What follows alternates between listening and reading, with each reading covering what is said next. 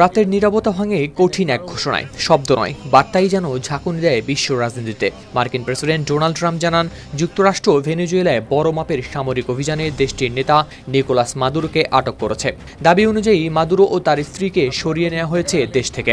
Trump তার truth social অ্যাকাউন্টে লিখেন, যুক্তরাষ্ট্র সফলভাবে ভেনেজুয়েলার বিরুদ্ধে একটি বড় মাপের সামরিক অভিযান চালিয়েছে এবং দেশটির প্রেসিডেন্ট নিকোলাস মাদুরো ও তার স্ত্রীকে আটক করে দেশ থেকে সরিয়ে নেওয়া হয়েছে। তিনি আরও জানান, এই অভিযানটি মার্কিন আইন প্রয়োগকারী সংস্থাগুলোর সঙ্গে যৌথভাবেই পরিচালিত হয়েছে।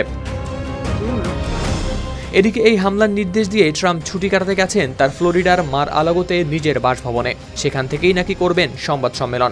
নিউ ইয়র্ক টাইমসকে দেয়া এক সংক্ষিপ্ত ফোন সাক্ষাৎকারে ট্রাম্প এই অভিযানে যুক্ত থাকা সেনাবাহিনী ও পরিকল্পনাকে চমৎকার বলে প্রশংসা করেন। পত্রিকাটি ট্রাম্পের উদ্ধৃতি দিয়ে জানায়, অনেক ভালো পরিকল্পনা, অসাধারণ সৈন্য ও দারুণ মানুষ এই অভিযানে অংশ নিয়েছে।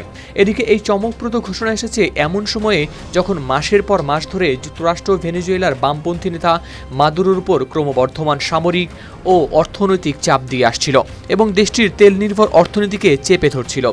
ডিসেম্বরেই ট্রাম্প বলেন, মাদুরোর জন্য সরে দাঁড়ানোই বুদ্ধিমানের কাজ হবে। তিনি আরও বলেছিলেন, মাদুরোর দিন ফুরিয়ে আসছে।